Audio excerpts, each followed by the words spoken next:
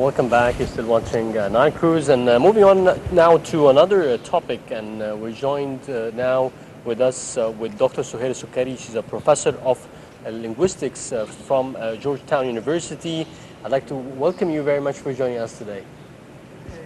And we'll be discussing more about the education. Over the last 2 years, there has been better allocations in terms of budgets for the government, and the forward-looking, what's going to be happening in the education development in Egypt, and we'll use your skills and your experience to know more about children development and skill development for children too.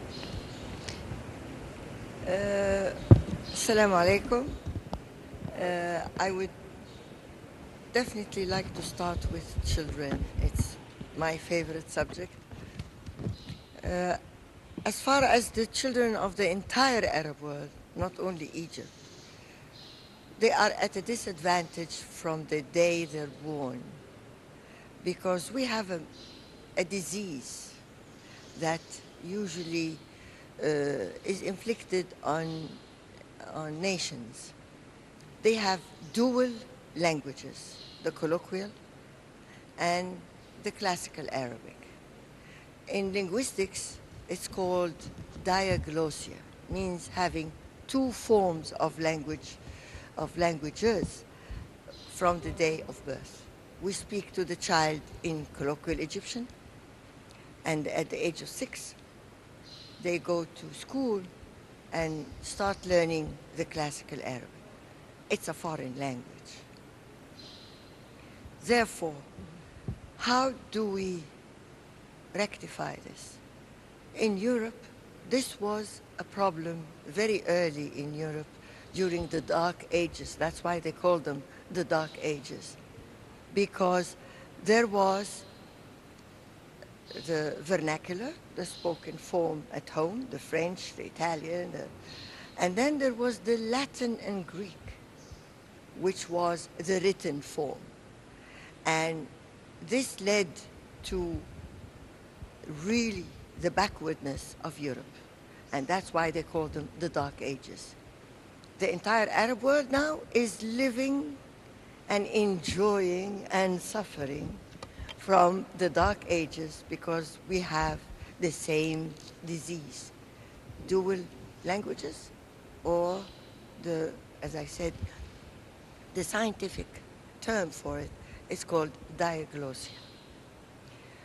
We should take care of curing that, and I am advocating, and I have come to Egypt from the United States, preaching and hoping that we do something about it. At the age of 6, there was a decree, long time ago, that compulsory education at the age of 6. Mm-hmm. Now I'm preaching that there should be another decree to have compulsory education of classical Arabic at the age of 3. Our children have to go to school from 3 to 6. Why from 3 to 6? Because the child is born with a brain that is geared, wired up for the learning of languages. Mm-hmm. You see a child, a little baby, at the age of 2, he's a little monster. He speaks your language perfectly. He understands every word. And when he doesn't like something, he really tells you that he doesn't like it in your own language. Mm. What's this brilliance of the brain of the baby? Only 2 years. From the day he's born, you're speaking with the baby, talking to him. And that's all. You're not teaching him. And all of a sudden, he learns your language. Try now at any age after 6. If you start learning a language, isn't it really difficult? Because it's learning. But from birth to 6, the brain, as I said, is wired to learn languages intuitively. The brain grasps, the brain creates cells, makes its own grammar. Linguistically speaking, the child who is not spoken to in his language, the language that he's going to read and write with, is at a disadvantage. The poor Arab child is definitely miserable. The Arabs lost their language. We are an Arab nation without a language. We have colloquial Egyptian. We speak with each other fluently, happily. Come and tell anybody to speak in classical Arabic in a formal gathering or conference. None of them, except very few, could speak without grammatical mistakes. Could you believe that? An Arab nation whose people cannot speak their own language fluently without grammatical mistakes? It's a sad case. And that's why as I said, I am coming hoping that every one of us should do something about it. First, we should have compulsory education from the age of 3 to 6, because that's the period where the child learns the language, from birth to 6. They should learn classical Arabic. We don't need anything, the same schools. Children could go to the same schools of the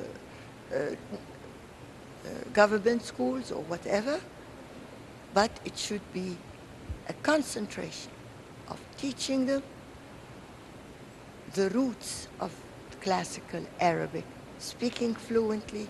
We could teach them English and French in the meantime, no harm. The baby can learn 16 languages, linguistically speaking, from birth to 6.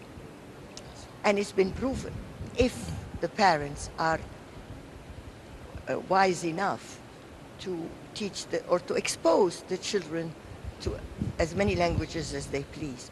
So from 3 to 6, if we open our schools to these babies, and it should be, as I said, compulsory, exactly as it has become compulsory for going to school at the age of 6. I have my grandchildren. They speak 4 languages fluently. From birth, we decided among ourselves, I will be the one speaking Arabic to them all the time. My son will be speaking English because we live in America, they have to speak English. My daughter-in-law speaks Spanish.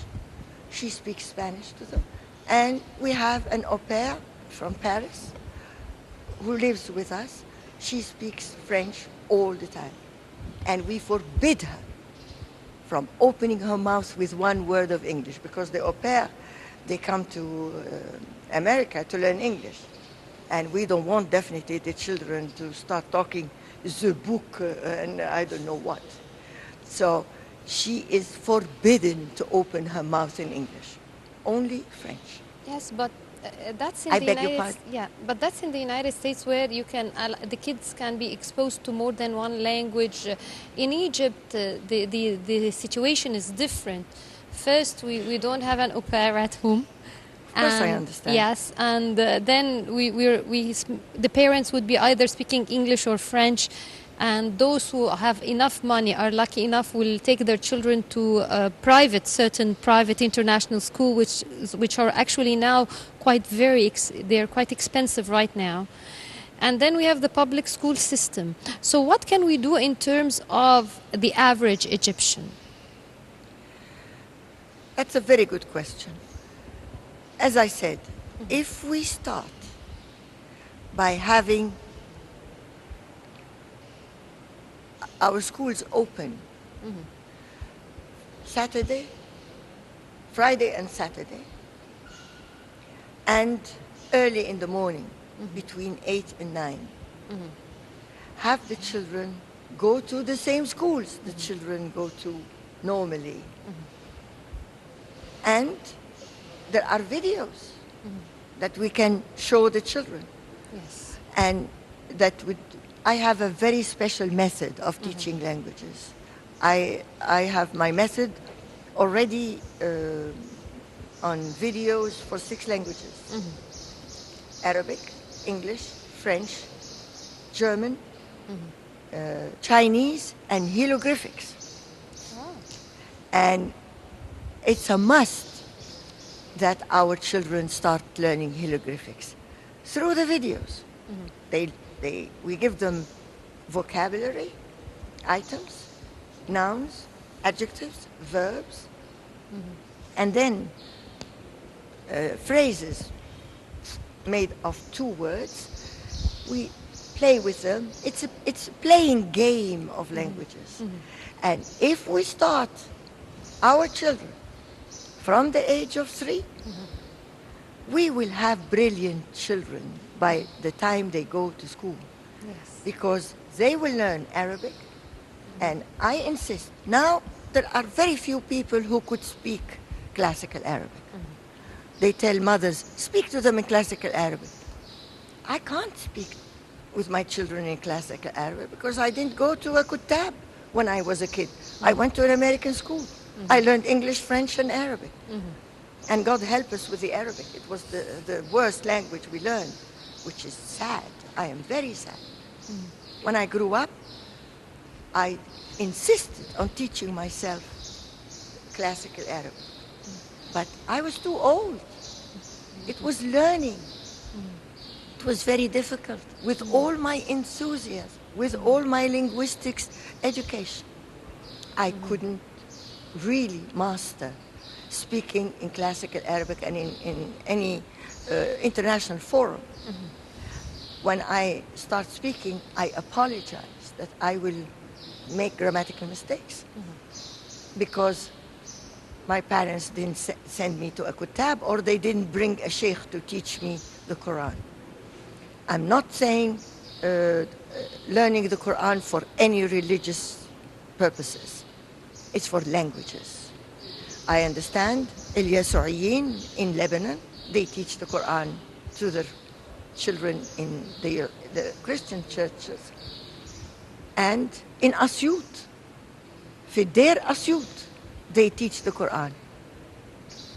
Not to convert them, not for any purpose. For Arabic. But for Arabic, for the language. If we start teaching our children the Quran, or parts of it, and they learn how to, the Quran has 50,000 words of vocabulary. What a base, what a grand thing for a child to have before the age of 6. There is a book by Jansen, he's an English writer, who wrote a book entitled Militant Islam. I would love everybody to read this book to know why we are suffering today. Lack of language, illiteracy. What did they do? At the turn of the century, England and France had decided to grab the Ottoman Empire. And they said, we have to study what is the secret behind the power of these Muslims who came and conquered the world from the Arab Peninsula until they reached almost Vienna. They were at the footsteps of Vienna. And they studied. They made a very good study. And the report was shocking. The reason was that the Arab child, or the Muslim child, learned the Quran by heart from age 3 to 6. And then from 6 to 7, they learned the 1,002 verses of Alfiyat ibn Malik. So it's education. We have to educate our children since their youth. So what happened? Yes. The British and the French decided, it's the kutab that teaches them this. No kutab in North Africa where the French took place, the English people said, Egyptians are known with their crazy mentality about religion. Herodotus wrote, the most religious people on earth are the Egyptians. So they know their history very well. So they said, let us kill the Arabic language by having the Kutab So that die means that we by have to revive the Arabic language repetition. once again. I'd like to thank you very much. Thank you very much, Dr. Sohair Skkary, for this interview, Professor of Linguistics. Thank you very much. Thank you very much. And now we will be going to a quick break and we'll be back. So stay tuned for more coming up on Nile Cruise.